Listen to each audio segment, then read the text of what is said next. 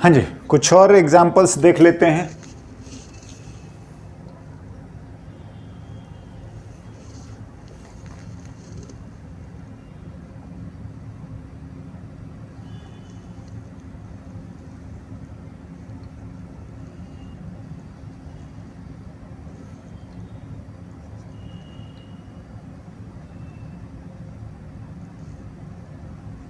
ये इन दोनों के बीच में म्यू है और से कि हम यहां पर फ्रिक्शनलेस है। हाँ, find F so that M does not slide on M. हाँ जी, ये इसके साथ चिपक के जाए, राइट। हाँ, नाउ देखिए, फर्स्ट ऑफ ऑल ये गिरे नहीं नीचे, इस पर कैसे टीका रहेगा ये ध्यान देना है। देखिए क्या कि मैं इसी को पहले देखता हूं कि ये क्यों बचा रहेगा। बचने का रीजन ये है कि जैसे ही ये इस ब्लॉक से गिरने की कोशिश करेगा तो इस पर फ्रिक्शन इधर लगना चाहिए। हाँ जी, बिल्कुल। तो अगर ये गिरेगा नहीं, इसके लिए फ्रिक्शन की वैल्यू बड़ी या बराबर होनी चाहिए किससे? हाँ जी, राइट। नाउ फ्रिक्शन की हम वैल्यू जानते हैं कि फ्रिक्शन की मैक्सिमम वैल्यू जो है वो आपका म्यू इंटू एन होता है। लिखिए, तो आप अगर लिखेंगे तो ये आ जाएगा म्यू एन बड़ा या बराबर होना चाहिए एम जी से। हाँ, एन कितना होगा? यस, एन, ध्यान से, एन जो लगा रहा है वो ये फोर्स लगा रहा है, ये नॉर्मल चाहिए जहां पर फ्रिक्शन लग रहा है, और इसी की वजह से ये ब्लॉक एक्सेलरेट हो रहा है। बिल्कुल, n equals to mass into acceleration, ये भी है। हाँ जी, ना अगर आप इस पूरे ब्लॉक को एक साथ लिख देंगे तो देखिए,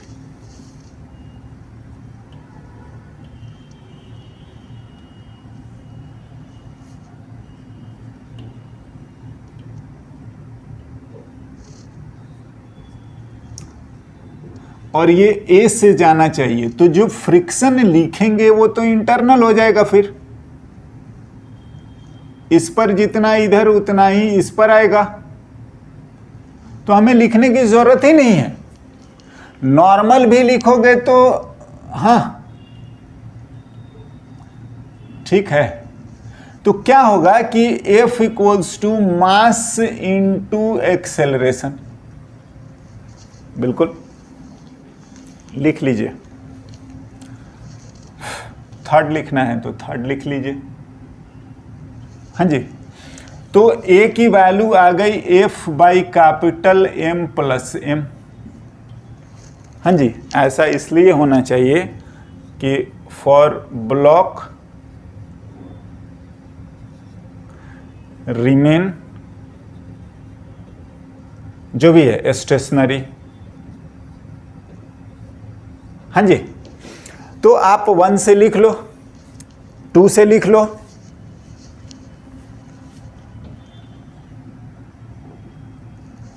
तो फ्रॉम 1 एंड 2 म्यू एन बड़ा या बराबर होना चाहिए एम जी से, एन होना चाहिए एम ए से। हाँ, और नहीं है, N equals to M A, और ए की वैल्यू हमारे पास है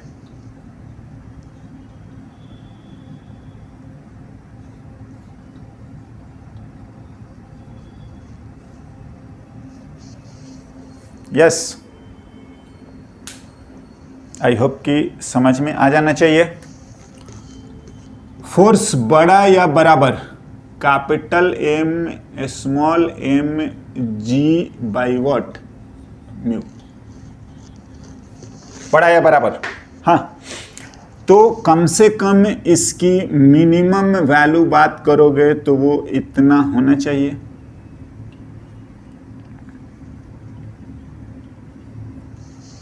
यस, ध्यान से, ये ब्लॉक नहीं मूव करे इसके लिए इसको संभालने वाला फ्रिक्शन ही है, राइट। नाउ हम लोगों ने ये सब चीजें लिख दिया है, सारा का सारा न्यूटन्स लॉ ही है।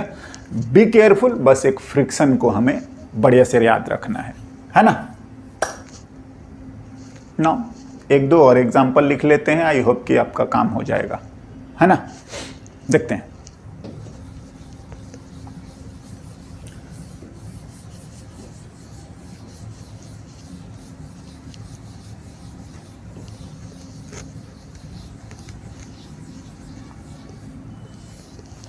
नाउ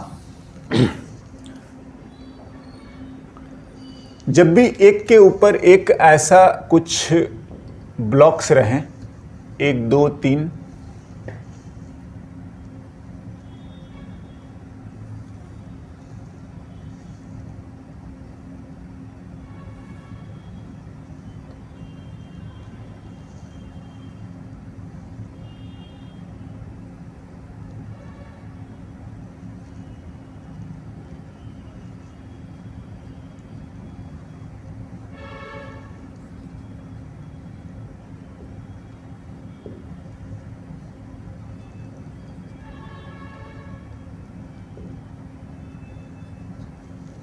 हाँ जी, ध्यान दीजिए। क्या इसमें सिचुएशन ऐसा है, 2 3 ब्लॉक रहता है ना, क्या करना होता है इसके लिए हम लोग बात करेंगे। फर्स्ट ऑफ ऑल चलिए, अगर हम लोग फोर्स लगाते हैं ऊपर वाले पे, हाँ जी, तो चलिए इसी को करके देख लेते हैं। हाँ, now find the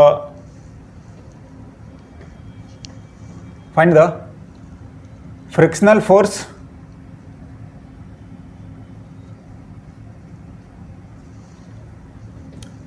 forces and acceleration of blocks if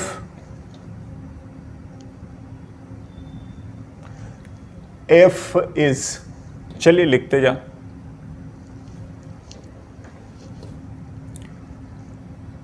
ten Newton,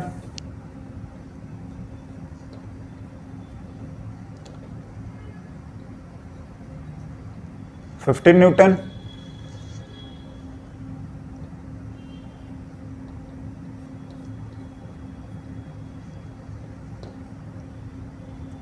25 Newton. देखिए, जो दिया है उसके अकॉर्डिंग तो नो डाउट हम लोग कुछ ना कुछ लिखेंगे ही। हाँ, करना क्या होता है वो हमें ज्यादा जरूरी है। ऐसे जितने भी क्वेश्चंस रहते हैं ना, सब में पहले तो आप ये नोटिस करिएगा या कैलकुलेशन की फ्रिक्शनल की मैक्सिमम वैल्यू कितनी है। देखते हैं हम।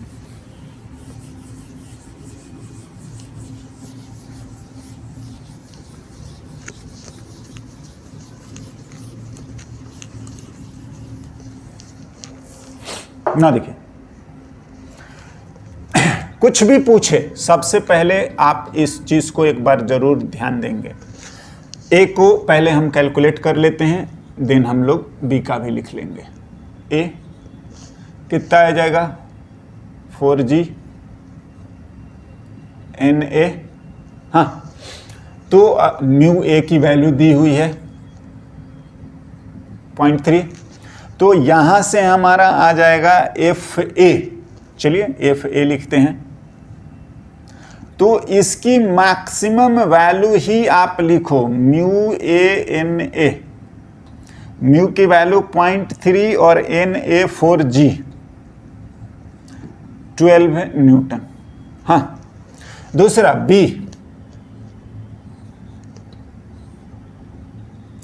ध्यान से 6G तो ये है और ये वाला नॉर्मल भी इस पर लगेगा NA, तब ये NB ऐसा होगा। हाँ, और यहां पर भी फ्रिक्शन है और यहां पर भी फ्रिक्शन है। हाँ, ये आगे जाने की टेंडेंसी रखता है, तो इस पर फ्रिक्शन किधर लगेगा? तो इस वाले पे फ्रिक्शन आपका किधर लगना, और जब ये इस पे फ्रिक्शन लगाएगा ये वाला आगे जाने की, तो इस वाले पे कितना लगेगा? सॉरी, इधर होना चाहिए। इस पे फोर्स लगा रहे हैं तो सबसे पहले मूविंग टेंडेंसी इसी की आएगी ना, है या नहीं? बिल्कुल, हाँ, ये है। नाउ डायरेक्शन आई होप कि कोई दिक्कत नहीं होना चाहिए। एनीवे, यहां पर अगर मैं लिखने की कोशिश करूं कि क्या क्या हो रहा है, तो N B minus N A minus 6g equals to 0 है, और एन बी की वैल्यू जो है वो 4g प्लस 6g यानी कि 10g है। एंड दिस इंप्लाइज कि एन बी की maximum value mu B into N B, और ये 0.2 इंटू 10g यानी कि 20 न्यूटन। हाँ जी, ये दोनों डेटा हमारे लिए बहुत इंपॉर्टेंट है, राइट? देखिए, एक बात तो क्लियर हो चुका है, क्या? बी मूव करेगा ही नहीं, बिल्कुल नहीं करेगा। क्यों? क्योंकि ध्यान दीजिए, जो ए है उस पर तो एक्सटर्नल फोर्स लगाया है, और जितना लगाओगे वो तो रेस्ट्रिक्टेड है ये इसके साथ जाने के लिए, लेकिन बी जो है वो इसी फोर्स की वजह से मूव करेगा, और ये खुद ही 10-12 न्यूटन से ज्यादा नहीं हो सकते, और ये आपका 20 न्यूटन चला जाएगा, तो ये कभी भी इसको हिला ही नहीं सकता, कभी नहीं। सारे केस में क्लियर हो चुका है कि ये हिलेगा ही नहीं। हाँ, एस ये तो यहां तो एक चीज क्लियर हो गया आपका कि एफ ए छोटा हो गया एफ बी के ऑफ कोर्स मैक्सिमम वैल्यू से, and that is acceleration of B आपका 0, हिलेगा ही नहीं, कभी नहीं हिलेगा, चाहे कुछ एफ की कुछ भी वैल्यू कर लीजिए। हाँ, नाउ बात यह है, तो फिर हम इसको, सबका आंसर आ गया, इसका एक एक करके अब हम देखते हैं इसके लिए फॉर ए। हाँ जी, बिल्कुल। तो अगर हम लोग इस चीज को देखेंगे तो पहला केस बोल रहा है एफ की वैल्यू कितना, एफ की वैल्यू 10 न्यूटन। हाँ, तो एफ की वैल्यू 10 न्यूटन है। आप देख लीजिए, मूव तो करना नहीं है, ये भी आपका 12 न्यूटन तक जा सकता है। हाँ, तो लिखिए कि F minus F A equals to mass into acceleration. हाँ जी, बिल्कुल। तो एफ है 10 न्यूटन, और ये जो है मैक्सिमम में जो हो सकता है, आप खुद ही देख लीजिए कि एफ ए की मैक्सिमम वैल्यू से एक्सटर्नल छोटा ही है। हाँ, तो ये तो आपका 0 ही आ गया, और एफ ए की वैल्यू आपका आ गया 10 न्यूटन।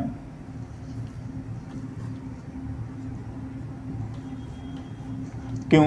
क्योंकि एफ ए बड़ा है अभी एफ एक्सटर्नल से, है या नहीं? तो ये भी मूव नहीं करेगा ना। तो एफ ए आ गया 10 न्यूटन, एंड दिस इंप्लाइज कि बी भी मूव नहीं कर रहा है, तो उस पर भी जो फोर्स लग रहा है एफ ए और एफ बी, तो F A minus F B और मास बी का और एक्सेलरेशन भी बी का, तो ये हम लोग कर चुके हैं कि नहीं मूव करेगा, 0।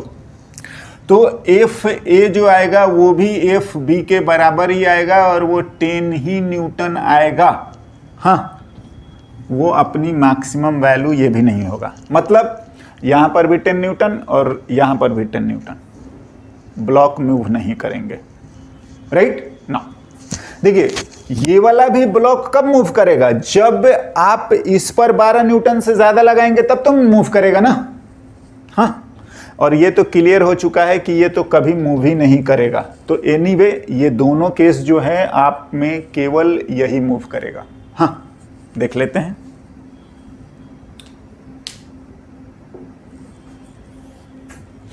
वापस से मैं सॉल्व कर दे रहा हूं केस 2 जो है, या सेकंड वाला। अब जो है F इक्वल्स टू 15 न्यूटन है और ये बड़ा है एफ ए की मैक्सिमम वैल्यू से। हाँ जी, बड़ा है ना।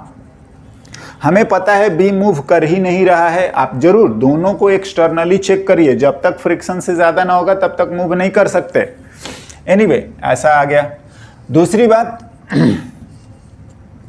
कि अगर मैं ए के लिए लिख रहा हूं कि कितना इसका एक्सेलरेशन होगा, तो आप इसका ए मान लीजिए, बी का तो 0 ही है, और ये रहा आपका एफ और ये रहा अब आपका मैक्सिमम हो जाएगा।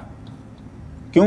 क्योंकि अब ये भैया मूव कर रहा है, तो एफ माइनस एफ ए की maximum value equals to mass of A into acceleration. 12 newton है, इसका मास जो दे रखा है वो 4 kg इंटू ए। हाँ, तो ए की वैल्यू आ गई, ए इक्वल्स 3/4 मीटर पर सेकेंड स्क्वायर। बी तो आपका 0 है ही, बिल्कुल, ये कभी, हाँ, जो भी आप इसको मान रहे हैं, आप इसका एक्सेलरेशन बी 0 हो गया ना। बात आता है फ्रिक्शनल फोर्स, ये वाला। तो ये 12 है तो ये 12 ही हो सकता है, ये अपने आप तो मैक्सिमम नहीं जाएगा यहां पर। हाँ, क्योंकि बी जो है वो मूव ही कर रहा है बिकॉज ऑफ किसके? Friction due to what? A. लिख सकते हैं, बी पर लिख दीजिए, आपका आ जाएगा।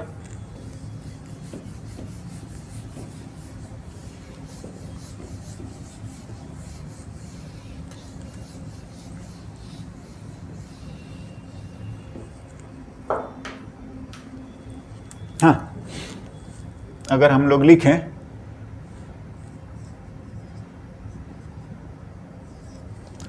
तो बी पर एक तो एफ ए है minus F B equals to mass B का और एक्सेलरेशन बी का, ये तो हमको पता है। और एफ बी की वैल्यू एफ ए के मैक्सिमम से ज़्यादा हो ही नहीं पाएगा। हाँ जी, बिल्कुल नहीं। जबकि बी मैक्सिमम कितना हो सकता है? 20 न्यूटन तक। हाँ, बी 0 है ही, हो गया।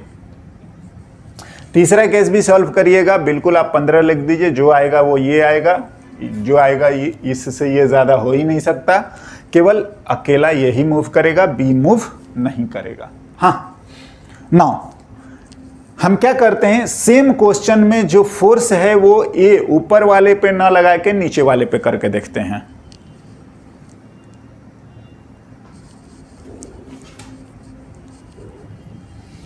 नाउ